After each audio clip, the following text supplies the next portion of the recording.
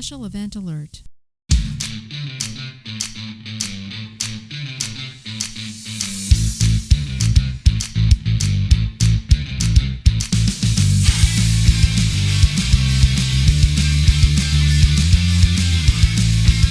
I'm late because I'm not used to being in a different time zone yet. Which is excuse number 303 for being late for changeover, your weekly space news and variety show. I'm your host, Marty Smith, and I'm joined by Mr. History, Eric Perrott. Man, it's good to be back. Even though you're in Florida, no longer in Colorado. We're right next to each other on the screen, baby. So we're here to bring you the latest headlines, updates pertinent to all Guardians and to the other lower branches as well. So take your seats, get informed, and have a laugh because late for changeover. Oh. Did it go off? Because I didn't hear it. you couldn't hear it. I didn't hear a thing. Something's going on with my thing here. I don't know what. Fuck. It did that with Jake too. Yeah, I didn't hear it. Yeah, well, I'll have to dub it in later. Okay. Yeah, so I don't know. Maybe everything's screwed up. I have no idea. Well, we're missing Jake tonight. What's Jake up to? Jake is in SEAL heaven out there in North Carolina, I guess, right? Was it North Carolina or Virginia? That was Virginia. I thought he was going to North Carolina, but I guess Virginia would make more sense with all the Navy pictures. Yeah, I think it's Virginia. That's pretty cool. The one of the turret inside looking at whoa. Yeah. Did you ever Wisconsin? Have you toured any of those? I toured the Missouri. I did too. Yeah. And that's Susan's all astounded. She's like, they live like this? And I was like, look at their bunks. It's three of them on the row. And I'm like, good God. No, sir. But it was cool to look inside. Never seen inside the turret and big edge guns. That was pretty cool. Yeah, that's really. He gets to see some really neat stuff, man, when he travels. I know. I was telling my sister, and she's like, is he gone again? And I was like, yeah, he goes all over the world. She goes, he was in England, wasn't he? I was like, yep. He does shit all over. Yeah, man. What a great job. He's got a great gig, man. I can see him working for a little while. Well, yeah. I know he did. Well, I don't know. I can't. I think he enjoys his job. Not like us. We enjoy our jobs now. We do now. Yeah, right. Yep. Well, let's. Good to see you back from. I'm where you are. So it is interesting that the J Day tomorrow is 303. So that'll still be my cell phone number, and people go, "Where's 303 at?" And I'm like, "Yeah, it's in Colorado." Which is funny. Do you remember when all the phone numbers went to 10 digits? Right? Oh, when they added the area code and stuff? Yeah. And how big of a pain. I got to dial area code now? And then I remember when they split Colorado, too, from 303 to 720. So. And I still have a 719. Oh, Colorado Springs, huh? Yeah. Oh, nice. Still. Yeah, to this day, man. Well, yeah, people out here, it's all 850. But I don't think that means much anymore. I mean, now that you don't really get charged for long distance, nobody gives a shit. You know? I mean, God, long distance payphones. Man, it's like putting in the quarters. Or better yet, make a collect call. I have Mr. Eric Perrott on the line requesting a collect call. Do you accept the charges? Like, oh my God. I hear my dad like, yes. Like, sorry, Dad, I know.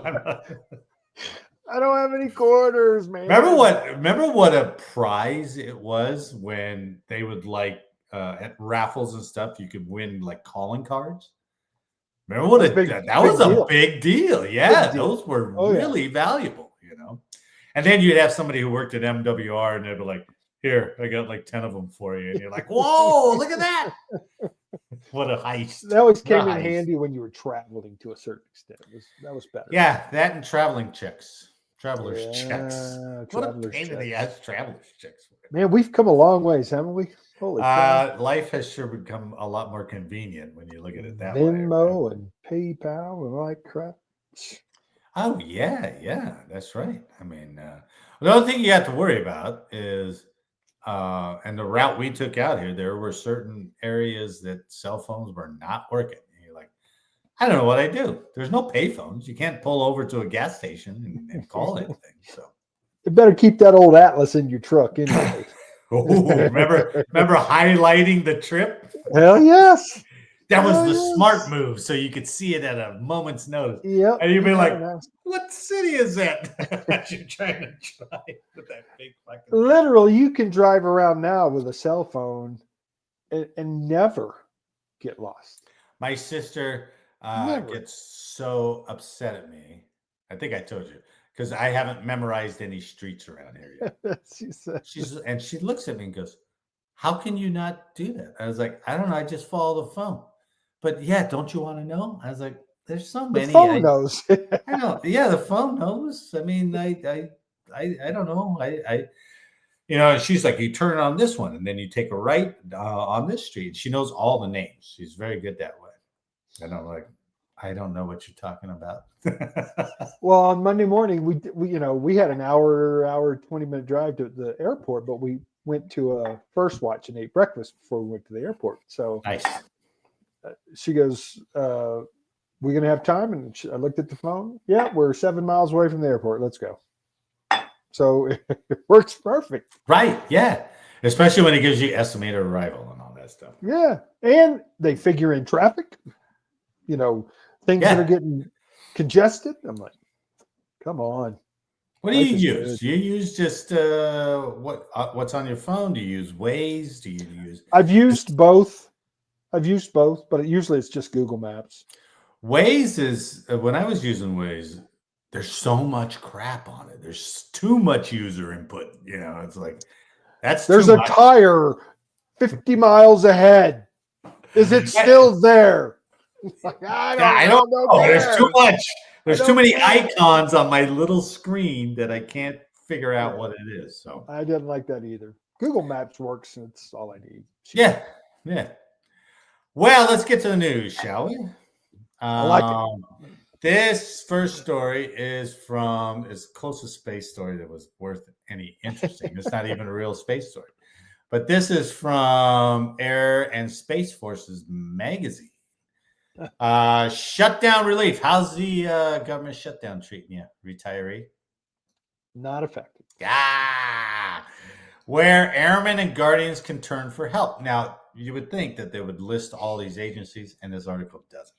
It doesn't. So if you're active duty and you're listening to us, we have no answers for you. Sorry, dude. But with no end to the government shutdown in sight, airmen, guardians, and defense civilians face increasing uncertainty about whether or not they'll be paid and how to make ends meet if they are not. The next military paychecks are due on Friday, unless you are with the bank who pays you 2 days early, right? Yeah. That was a guarantee to spend that money way before you wanted to. Well, and I have a number of government civilians that aren't being paid that have been asked to continue to work. Yeah, that sucks. They just get pissed off about that, man. Well, sure. I mean, I wonder if, well, I guess if you were working, not getting paid, and you got hurt. Workman's comp? I don't know. Good question. I don't know. We didn't ask you to work. Well, we weren't paying you to work. You came in on your own. That's dangerous, man. Many two-income military families are operating on just one check as a result. I thought this was interesting. A 2021 Government Accountability Office study estimated that some 69,000 military spouses work for the Department of Defense or a related entity, or about 1 in 4 of an estimated 270,000 military spouses employed full or part-time. A 2025 research report from Syracuse University estimated that 10.3% of some 901,000 military spouses or roughly 93,000 worked for the federal government. So your wife's getting a federal government check, you're in the military, and now neither one of you are getting paid, you know. See, and that's such crap, because if I don't know, I'll be Chuck Schumer today. Honey, are you going to work today? Yes, I am, honey. We're going to take a vote whether to shut this thing down or keep it running or keep it shut down. Did you go to work? I did. I said no, and I came home.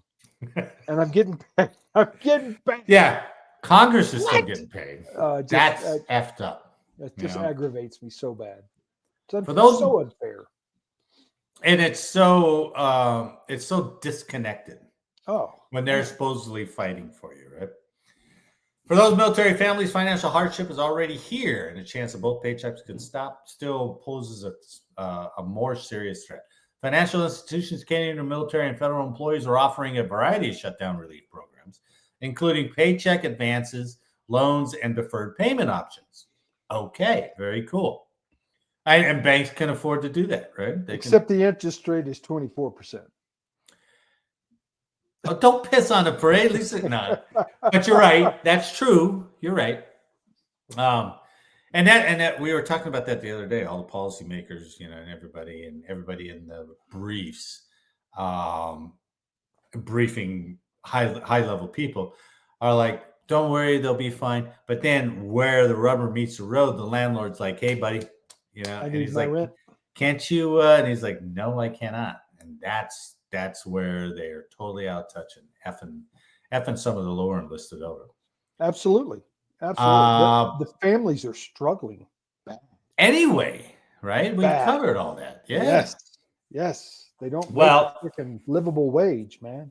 Both Penn Fed Credit Union and USAA offer paycheck loans up to $6,000 per pay period to qualifying federal and military members. The qualifying members must have direct deposits set up and meet certain credit requirements.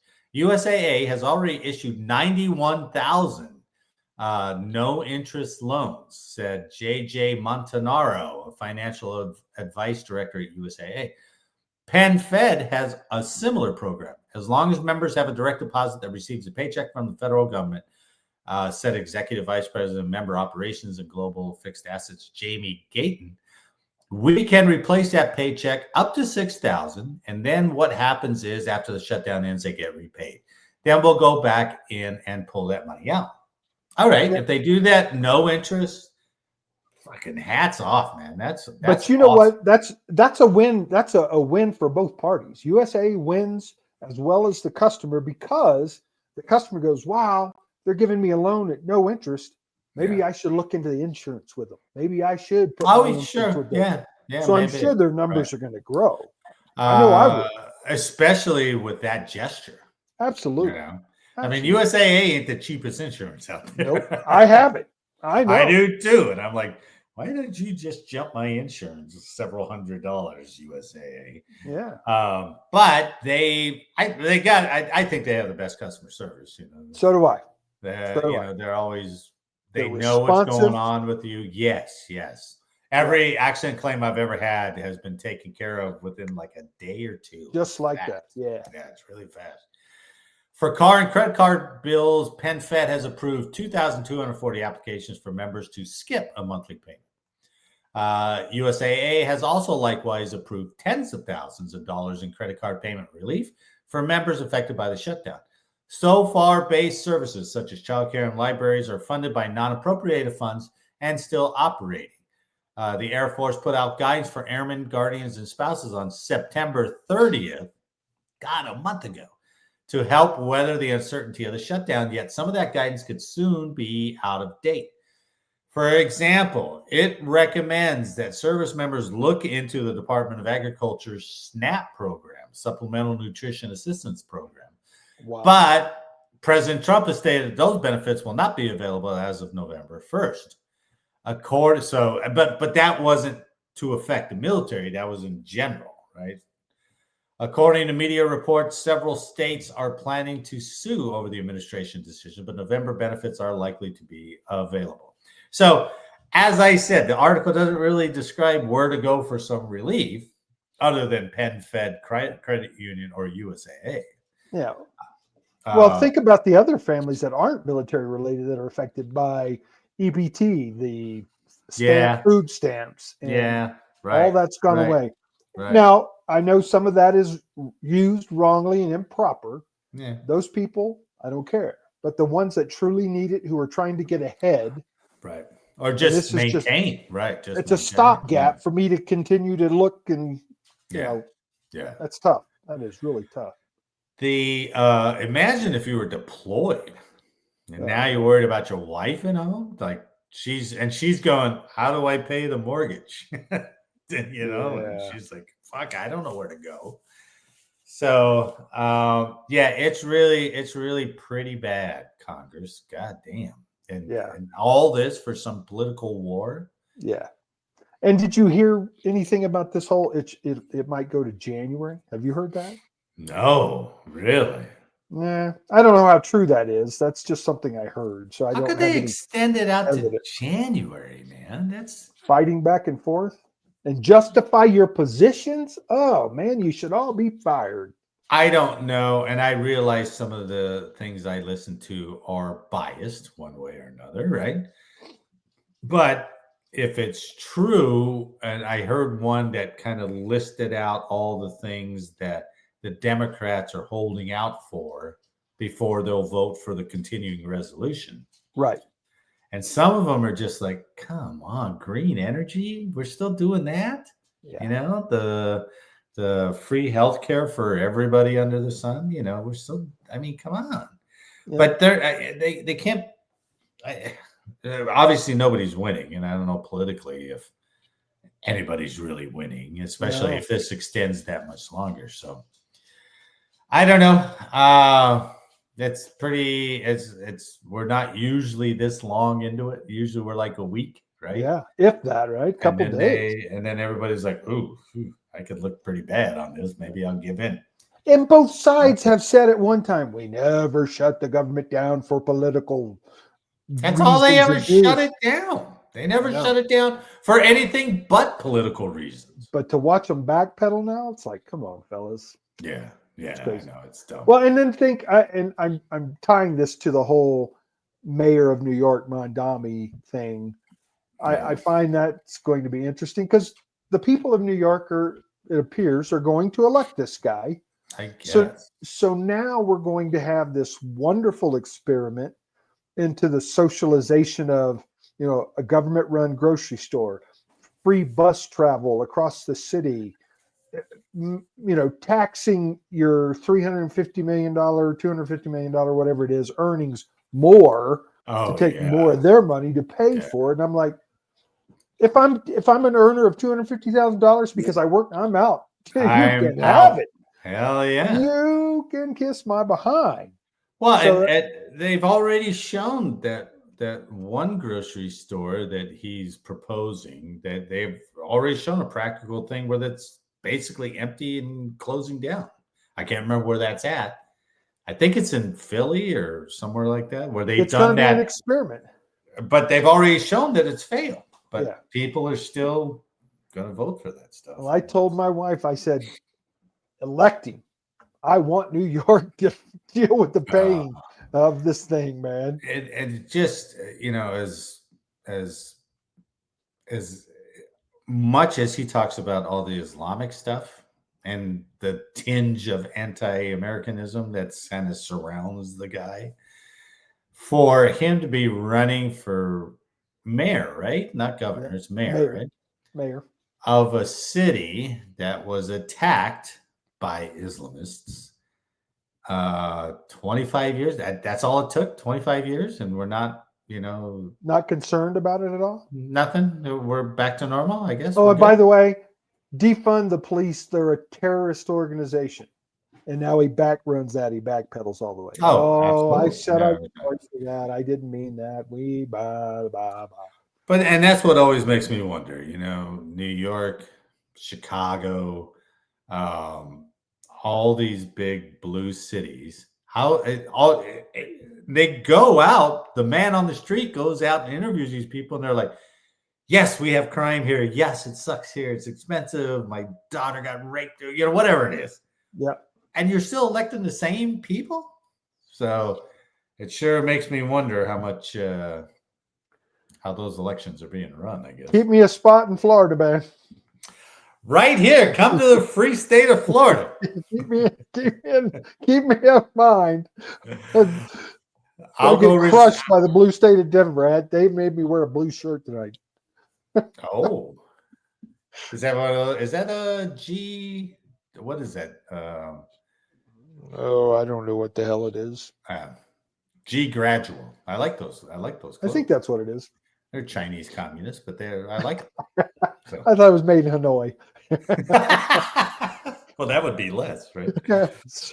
All right. So I'm interested in what your thoughts are on this. This is something we never had to deal with when we were in.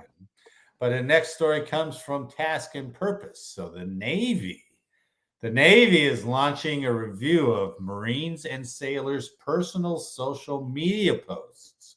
What's your first thought about that? That sounds like an invasion into my privacy. Yes, but go back. Yeah, I agree. But go back into the military that we grew up in. And we knew, I mean, hell, our military, you couldn't even get gas in uniform. No, that's right. So it was quite different. That's right. But thinking, and I first thought this article was about like all the, some of the TikTok videos of people in uniform being kind of half in uniform or cross-dressed in uniform or all these other things. I thought that's what they were addressing, but I don't think that's exactly what they're addressing. They're not exactly clear on their definition. Probably tactical. Is it just reviewing for what we are talking about, though? If you're voicing an opinion about your command or your president or your commanders, on social media, that's a you couldn't do that anyway, right? Right. So, and I think that's the top of the mountain, and as you go down, it's more like anti-government talk. And I think that's what they're trying to address. Yeah, I could see that. Yeah, but the problem with it is the platform. The government has put we the people have put these platforms out there to voice your opinions and do everything you want, and now you're going to try to stop. Well, we get to this one point that made it clear for me some of the direction, but let me page through some of this gobbledygook. First, the Department of the Navy is looking into whether sailors and Marines' social media posts have violated the department's social media guidance, which I think they get at basic training. So here's the guidance for social media. According to a recent message from Navy Secretary John Phelan, at the direction of the Secretary of the Navy, the Department of the Navy is actively reviewing reports related to service members' social media activity that is misaligned with the Department of Navy's current social media guidance. According to the October 24th All Navy message, the guidance remains in full effect and we are committed to upholding the highest standards of conduct. The message does not specify what exactly prompted the review or how sailors and Marines' social media posts may have been misaligned with official guidance, but service members are expected to uphold Navy and Marine Corps values on duty, off duty, and online. I was like, oh, that's a good little turn of phrase. Well, I certainly understand that, right? I do. Sure. But that's like saying we're going to put listening devices in your house, and if you ever talk bad about the military when you go home, we're coming for you. Yes, I agree with you. But this this phrase, I'm trying to search where it was. Basically, what they're saying is, we don't mind what you're saying, but make sure that the viewer knows that you are not reflecting the military's point of view, or the Navy's, or the Marines, or this is just you saying it, right? Okay, yeah, that makes sense. And probably don't say it in your uniform. That's probably a violation too, or whatever partial uniform that you're wearing. You would think that needed to be part of it, right? You don't want to go in there, I'm all drunk home, making a TikTok video about how bad the Navy is. Yeah, as long as you do not. as long as you reflect great credit upon yourself, the unit, and the United States Navy, I suppose that's right. But if you come out and you're like, Navy hates Islamists, you're like, you're not speaking for the Navy, buddy. My goodness. That's where they may haul you away. So, well, and if you think about it, this isn't, I didn't mean to interrupt you. No. If you think about it, this isn't the first time either, because from a investigation into your background, they started saying, we're now going to review your social media before we give you a clearance. Sure. That was a big deal. Everybody hooped and hollered about that. So it's sort of the same thing. That probably contributed a lot to people getting rejected for the service over the last 4 or 5 years, right? Oh, I would agree. Yeah. Because you got these teenagers who are just like, yeah, I'm going to say whatever I want to say. This is my independence from mom and dad at 15. So yeah. Then they're like, hey, did you say this 5 years ago? And they're like, yeah, but I didn't. It was a joke, right? You're done. The messages also encourage troops to include disclaimers to make clear that their posts reflect their personal views and are not necessarily the official positions of the Department of the Navy, Department of Defense, or Department of War, or the United States. Both Phelan and Emmert, these two Navy officials, reminded Marines and sailors that they are prohibited from engaging in partisan political activity while on duty, and they should avoid implying that their personal political activities are approved or endorsed by the military. So I get that. That's pretty clear. And that makes sense to me. I don't have a problem with that. I don't either, and that's common sense. But if you're standing in your uniform, clearly advertising that you're in the military, and you're spouting some whatever rhetoric you're spouting, take a uniform off and just spout your rhetoric. That's fine. Yeah. The military services have long struggled to regulate what troops say on social media. In 2017, the Marine Corps, did you ever hear this? I never even heard this. In 2017, the Marine Corps was rocked by the Marines United Facebook group scandal. Members of the group, which included troops and veterans, shared nude or sexual photos of women without their consent. I know. This is online tailhook, right? Wow. The following year, the Marines announced that about 130 people had been investigated for online misconduct, ranging from sexual harassment to revenge porn, of which roughly 60 were punished. Wow. More recently, a reserve soldier also lost his full-time position with civil affairs for his social media and public comments criticizing U.S. support for Israel and linking to apps that track ICE agents. All right, that's pretty shitty. Yeah, he needs more than just non-judicial punishment. In 2021, the Army announced it was separating another soldier for joking about the Holocaust on his TikTok channel. Believes in flat Earth too. Come on, man.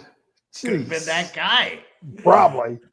So, I mean, that's part of the ignorance of youth, I suppose. But the Marines won on, and it was on Facebook. They were revenge porning people on Facebook. How did we miss that? I don't know. I mean, remember when Tailhook came out? Everybody and their dog knew about Tailhook, right? Everybody.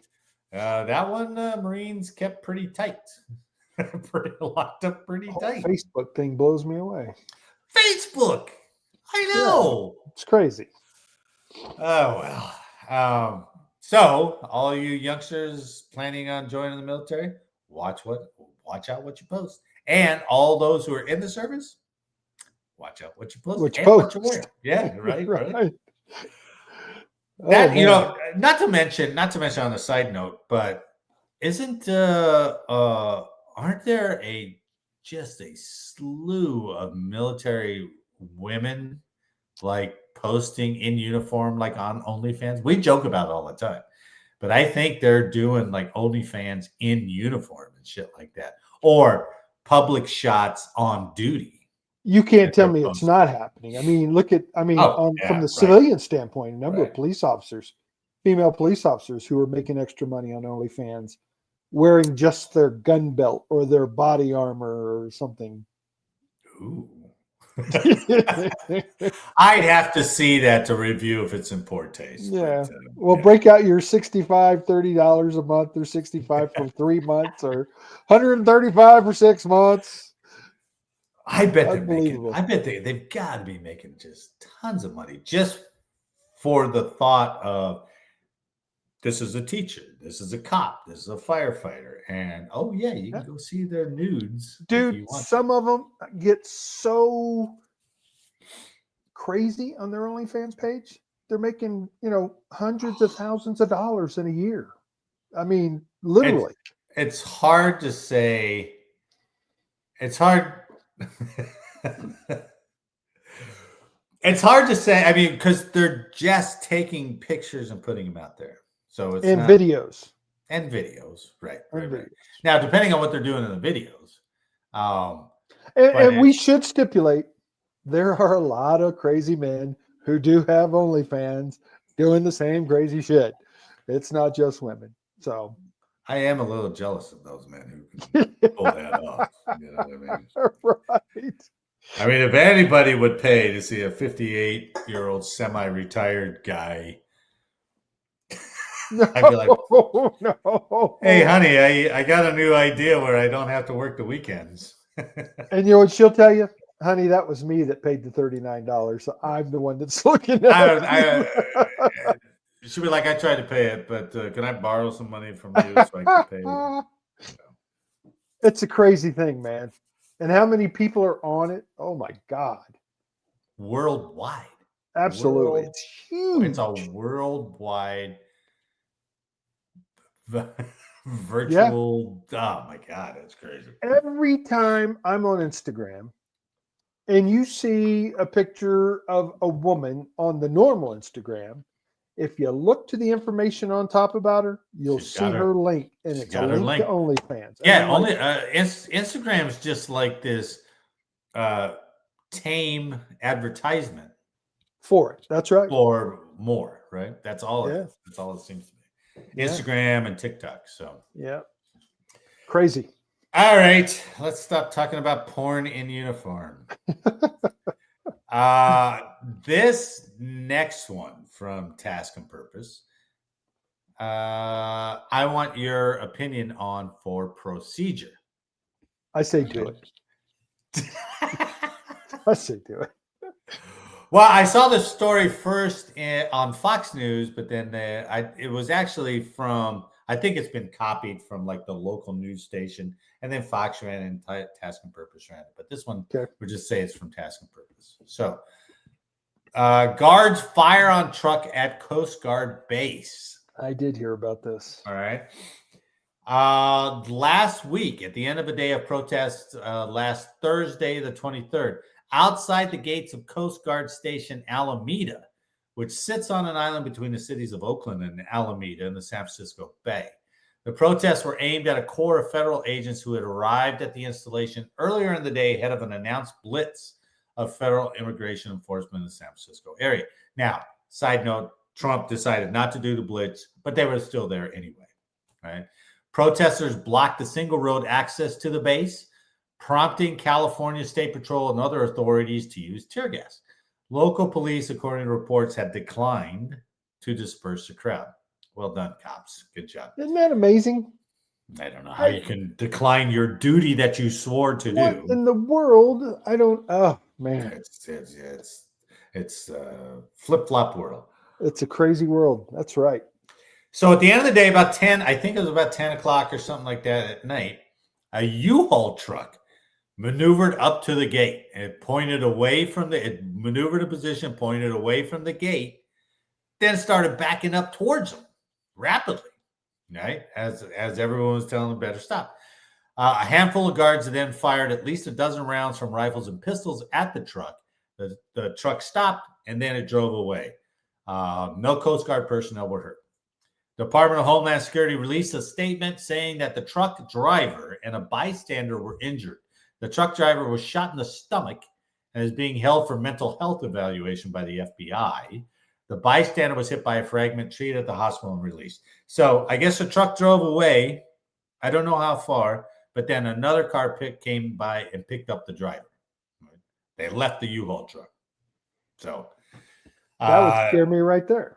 Well, yeah, because I mean, explosive device, whatever, man. You just never know. Was Oklahoma City in a U-Haul, or was it just in a regular like box truck? I don't think he rented it. Right? It was a box truck. Yeah, I think it was just a box truck. All right, you want to see the video?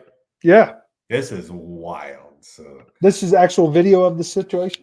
Yeah, it was like a news company was doing this. Holy cow! Look at this thing. That's it. Holy cow! Now here he comes, backing up. Those guys are ready for him.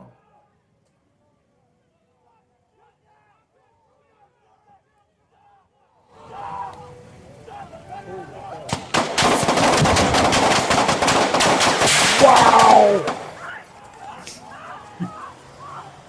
Wow! Isn't that wild? Wild is definitely oh my God. Now look at this. Look at this as this truck is backing up. News camera guys just standing there, right?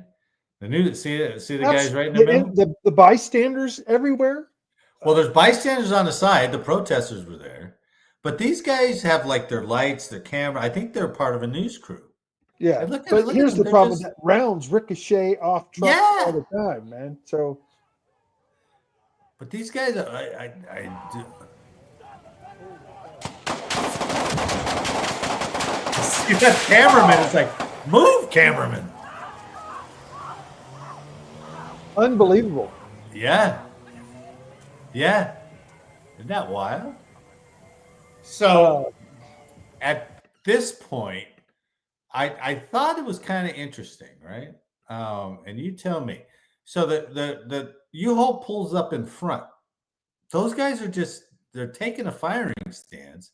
But what do you think? I think like, what do we do, right?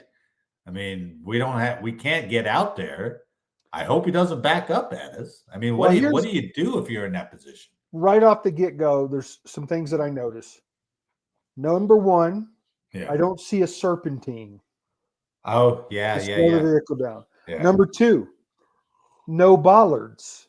Pop-up I noticed that too. I thought, what is going on here? Yeah, there's nothing to stop it from entering. So the position of, okay, we are the last line of defense with our weapons, I get that. But man, had there been an explosive device in there, it had already been done, right? Yeah, and it exploded, especially if you shot at it, which you didn't have much of a choice to disable the vehicle. But don't use a sign. So we always said, if we ever, all right, let me back up. As a flight sergeant, I'm telling my gate guards, if we ever encounter a vehicle that's approaching us that is concerned, one of you, because there's normally two people on a gate, one of you will focus on disabling the vehicle. Tires, engine blocks, tires, whatever can stop it.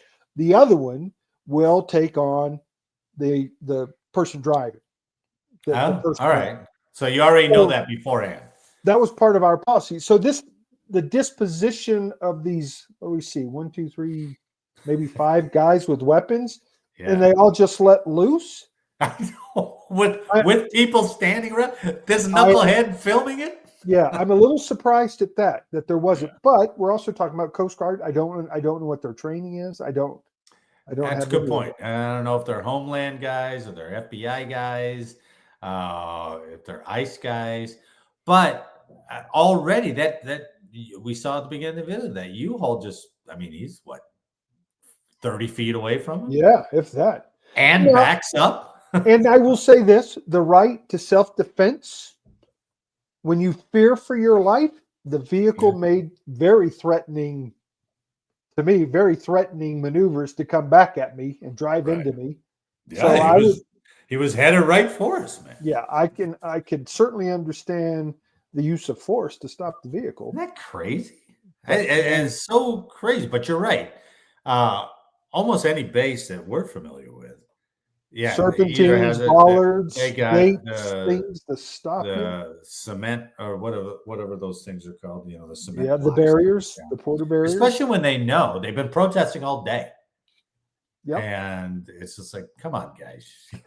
One button for a pop-up bollard, and that thing goes up, and that truck is freaking just flipping over on its side because those things. Especially all the history of trucks blowing up that we have. Yes. You know, I mean, so that was a little interesting in the situation right there, right from the get-go. Plus, what is that guy thinking? You haul trucks Obviously, for $20, man. He wants to tell him that the Earth is flat. Could be. Could believe. I hope that guy is not watching. I hope he doesn't like our podcast. Oh, if he does, he's gonna hate watch us now. He's gonna find me and go. We'll go up to 115 subscriptions, which will be our downfall. So you know, from a good point, I'm glad they stood their ground and freaking took on the vehicle. Yeah, you know, protection. But at the same time, all right, put me in one more procedure thing here. If you were that guy in the middle, right? You see the back of this truck coming. You can't shoot the driver. You don't have the angle. Do you shoot? Or, I mean, it didn't sound like anybody was shy to shoot. No. Plus, why would you not be taking cover behind the vehicle? Behind the vehicle. Off to the side. Because if the vehicle does come at you now, he's just going to pin you in the middle of two vehicles. He's going to hit that vehicle. I would imagine even if you shoot the tires out that close range, he's still coming back at you. That's true. It's not like, oh, I instantly stop him. Yeah. No. And there were certainly no targets identified for individual shooters. No. It was all just So, yeah. It's crazy. And this guy had nothing in the back of the truck. You know, there wasn't any explosive or anything like that. He just rented a truck and it was going to back up into him. So the bottom line there is you got to, like you said, what are you thinking, man? Did you not think your military wasn't going to defend themselves? I don't know. Maybe he thought, oh, I got the whole back of my truck. They can't hit me. Well, they did hit you. They got you in the stomach somehow, buddy. He's a dummy. He's a dummy. And, you know, it sounds more and more just like, I want to get popular with the protesters out here. So look what I'm going to go do. They got shot in the gut. So the biggest thing that stood out for me again is no barrier between the actual entry to the facility. Yeah. That's surprising, right? Yeah. But maybe it's, I don't know, maybe it's because it's a Coast Guard base, but still. Well, hopefully we hear more on this. I really want to. I don't know. It happened a week ago. I haven't heard much. So yeah. All right, Eric. Let's go into Michelle Zayatz's favorite part: unheralded history. Right? I like unheralded history, man. So I may have gone off too far off the beaten path. I know I may have gone too far off the beaten path to come up with something because it's not an exact event. It almost was. Okay. But it didn't really happen. So let me go first because I think yours will probably be better. And then next time we do this, I'll be like, ooh, I should probably find an actual event. All right? All right. So my unheralded U.S. military history is the FP-45 Liberator. You ever heard of that? The FP-45 Liberator was a highly unconventional and crude single-shot pistol developed by the U.S. during World War II for covert psychological warfare. Its minimalist design was specifically engineered for cheap, rapid mass production, not for durability or reliability, as it was intended to be a disposable desperation weapon. So one here shot. we are. Well, no. It had 10 shots. Oh, I thought you said one shot. It could only shoot one at a time. I got you. All right. Now it makes sense. But after you shot 10 shots, they said the gun would fall apart. Wow. What a plan. So what their plan was to use this cheap little gun for like resistance guys. So there's a quote in here. What is it? It was the primary strategy was to use the weapon as a gun to get a better gun. That's what it said. How about bring a better gun? Well, fight instead of that one, because they were going to drop all these cheapo 45 caliber guns into resistance areas, and so now you have at least one shot all these resistance fighters that could take a Nazi out and then get his Mauser or something like that, right? Okay. It was a simple mass-produced gun. The pistol had only 23 parts, most of which were stamped from sheets of low-quality corrosion-resistant steel. The barrel was an unrifled steel tube, and the cocking knob was made of cast zinc. Its simplicity allowed the manufacturer, General Motors Guide Lamp Division, to produce 1 million pistols in just 11 weeks. Wow. I hope you have a picture of this thing. I do. No identifying marks. The Liberator pistol. I'll show it to you right now. This is the FP-45 Liberator. It's like the size of your hand. All right. Tell me it doesn't just come out of frickin' what's the movie guy with this British secret agent, Michael, whatever his name is. Who? What movie is that? Hey, baby. You know, the guy that the British guy. Austin Powers. Austin Powers. Doesn't it look like a gun he would carry? Oh, my God. I was thinking more like in Inglourious Bastards when they had like that forearm gun that they had to punch to make the shot go off, right? Yeah. The Liberator pistols were intentionally produced without serial numbers or factory markings to ensure deniability and prevent tracing. The project itself was disguised with a misleading name, Flare Projector Caliber 45, or FP-45, to mislead enemy spies. To fire the pistol, a user had to manually twist open the breech, insert a single 45 ACP cartridge, and twist the block closed. After firing, a wooden dowel included in the packaging was needed to manually push the spent cartridge out of the barrel. Sounds a little complicated to be a quick shot, doesn't it? Well, it's one shot.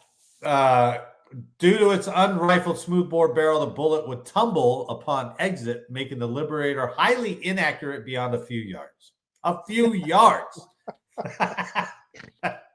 You'd probably do more damage if you threw it at him, right? That's what. Well, we have like 4 guys sitting around a bonfire drinking beer one night and say, hey, we really can come up with a throwaway gun? Yeah, they did. Oh, man. Testing showed that the pistols would begin to show significant wear, such as splitting at the welded seams after just 10 rounds, with a maximum expected lifespan of about 50 shots. The hollow pistol grip included a small compartment that could store up to 10 rounds of ammunition. So here's how they intended to use it. The FP-45 Liberator's intended use was for psychological warfare, not traditional combat, as it was never issued to Allied soldiers. The pistols were packaged in wax cardboard boxes with ammunition, the wooden dowel for ejecting spent casings, and simple, wordless, illustrated instructions. They were meant to be airdropped behind enemy lines to resistance fighters in occupied territories. Again, this was described as a gun to get a better gun. A resistance fighter would ambush and incapacitate an unsuspecting enemy soldier at very close range with the Liberator's single shot. The fighter would then take the enemy's superior weapon and ammunition. The Liberator would then be discarded. This strategy was designed to have a significant psychological effect on Axis forces. The knowledge that thousands of clandestine, untraceable pistols might be in the hands of civilians was meant to create constant fear and demoralization among occupying troops. So, just to know that it's possibly out there, that these refugees may not necessarily be unarmed, might create some problems. So I get it. All they had to do was show the picture, though. I'd be like, you're going to come at me with that thing? Okay. I'll just stand 3 yards away from you. You can't hit me. Come on. Now, despite producing 1 million Liberators, the airdrops were not implemented on the scale originally planned. Concerns from military commanders, logistical difficulties, and worries about retaliation against civilians limited the weapons distribution. Only a small fraction of the pistols were ever developed or deployed, primarily to resistance groups in France, Greece, and the Philippines. The overwhelming majority of the weapons produced were never distributed. Hundreds of thousands were later melted down for scrap metal. There are very few documented instances of the Liberator being used as intended during the war. And today, original FP-45 Liberators are highly prized collector's items due to their scarcity and unusual history. Yeah, go figure. So that's the FP-45 Liberator, a plan that we never followed through on. I'm real happy about that. But General Motors made a mint off of 1 million of them. So, I'm sure with the government contract. Holy cow! Yeah. Was it General Motors? Yeah, it was General Motors. General Motors. So, unbelievable. Yeah, interesting, huh? That is a piece of interesting history. Let's see if Chief Zayats calls us out on that one. Yeah. So in the past, we have talked about how the military has treated the people living on the installation, living in dorms, whether it be because they got mold in their government quarters.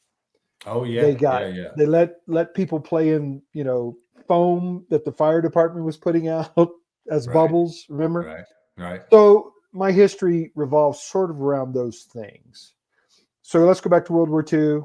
Nazis were trying to come up with, a super soldier, and they were testing them with different drugs. Captain America, right? Yeah, right. So unbeknownst to me, I never thought the Americans would do anything such. However, they did.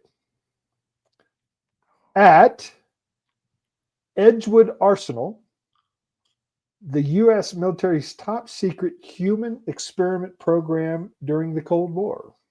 Oh. Unbelievable, man. Wait till you hear some of this. This is an Operation Delirium, is it? Nope.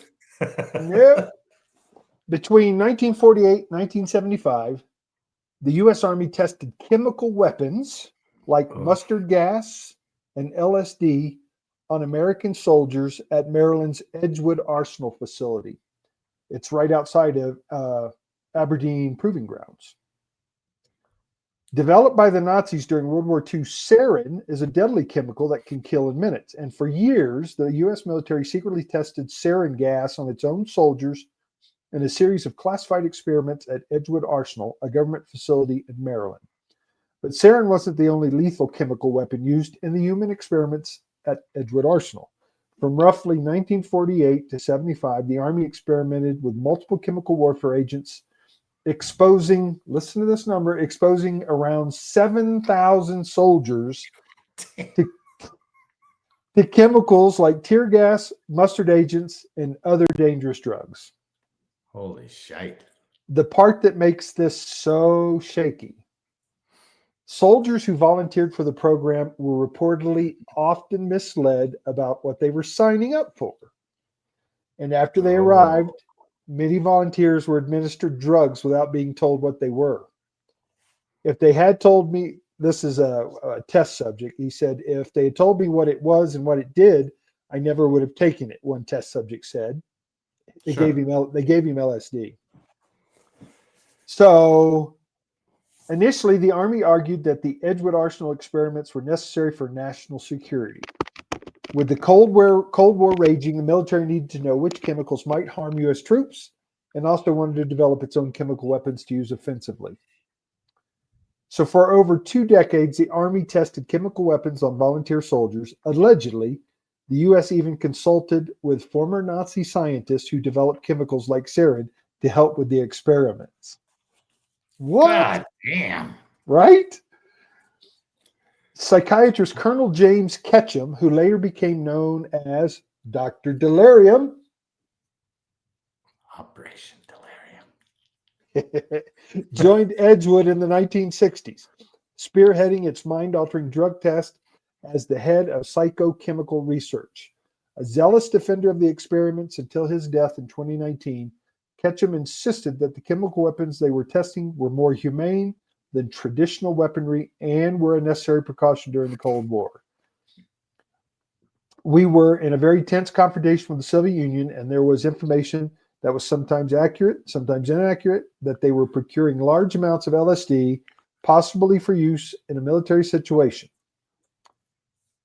The scientific director, Wilson Green, director at Edgewater, argued that chemical warfare could lead to fewer casualties on the battlefield. I don't know how you even can say that. Right. How is that possible?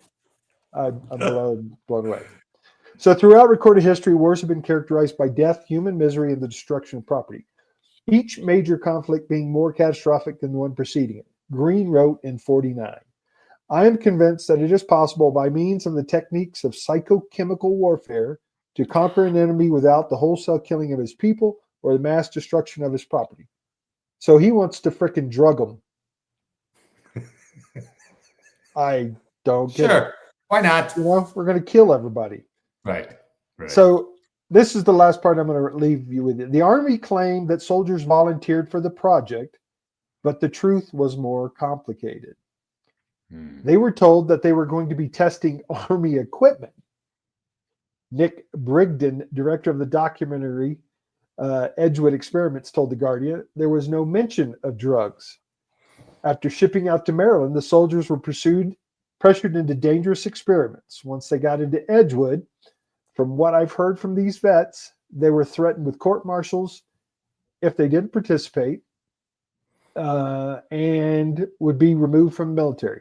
Officially, the Army told a different story. The Armed Forces Medical Policy Council decided in the early 1950s that without human volunteers, the project could not continue.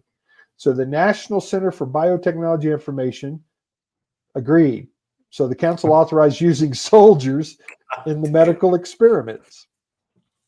The Army later claimed that all participants voluntarily consented and received a full briefing on the test. But the veterans who had participated in the test disagreed. They told me it'd be like taking aspirin, one test subject told the Baltimore Sun. But the drug test endured left him suicidal for years. Suicidal? Suicidal. Shit. The fact that they were allowed to do it without people who knew what they were doing was very, very scary. A physician named Mark Needle told the New Yorker, there was no humanity in it. There was no morality in it. What did the test at Edgewater Arsenal look like? They had a special reaction as to what he had seen. Let's see. The symptoms which are considered to be of value in strategic and tactical operations include the following: fits or seizures, dizziness, fear, panic, hysteria, hallucinations, migraine, delirium, extreme depression, notions of homelessness, lack of initiative to do even simple things, and suicidal mania. Notions of homelessness? Yeah. Oh, God. As a result, the volunteers took drugs that rendered them terrified and debilitated, including dangerous toxins like sarin and Agent BZ. Researchers also gave the soldiers doses of LSD and PCP to test their reactions. Oh, my God. That's so insane. This place became pretty much a terrorist training camp. You know, we're going to kill you. You know, the thing is like, yeah, they were threatening these soldiers. You know, if you talk, well, court-martial. But they had no carrot. Like, oh, if you do it, you get $20 extra in your paycheck. Like, what is it? You know? Yeah, so this will be the last paragraph. The aftermath of Edgewater Arsenal. In 1975, the human experiments at Edgewater Arsenal ended after a Congress investigation exposed the program for its coercive recruiting process and repeated failure to obtain informed consent from volunteers. God. But the soldiers who had been subject to the experiments felt their effects for decades. Many of them struggled with depression, suicidal ideation. Others suffer from nervous system disorders. I need to know everything that happened to me because it could give me some peace and fewer nightmares. A veteran from the, I mean, it just goes on and on. They've got numerous vets who talk about the you know, all the, those things. I'm looking at all the effects that it had. Absolutely. So, yeah. I mean, unbelievable. became drug addicts, right? Yeah.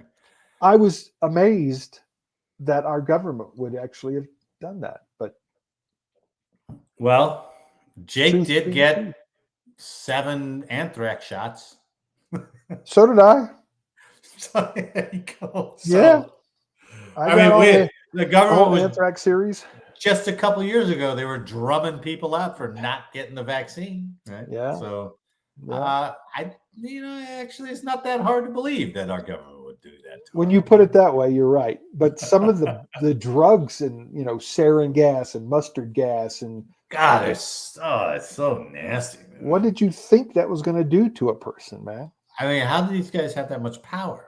They hid it from Congress. They hid it from everybody, probably. Yeah, for 2 decades. Wow. Well, that's a downer.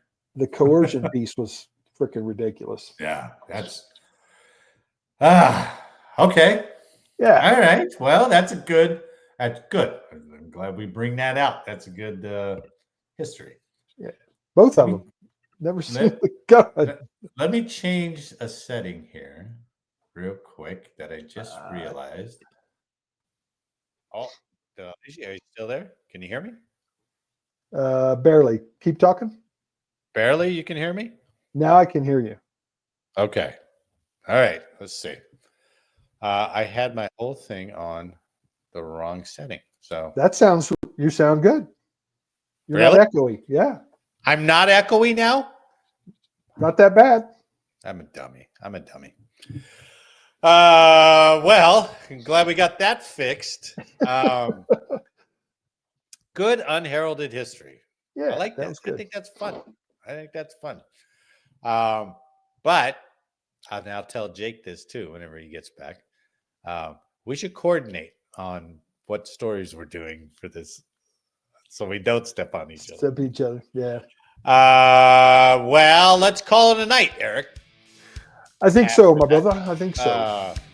On behalf of all of us here, or Eric and I'd like to thank you for listening today. Please like, share, subscribe, and let us know how we did in the comments. And make sure next week that you are not late for changeover. Oh.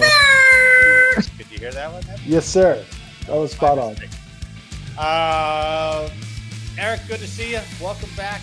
You too, my friend. Hopefully Jake's back and we can get the whole gang back before you guys all disperse again. World travelers, brother. Yeah, I know. And I'm back working. Even though I'm in paradise, I'm back working. Shut up. I don't want to hear it. Go to the pool tomorrow. I will. There you go. Eric, thanks for the week. And to everyone listening and watching, thanks for watching and listening. And we'll see you next week. Bye.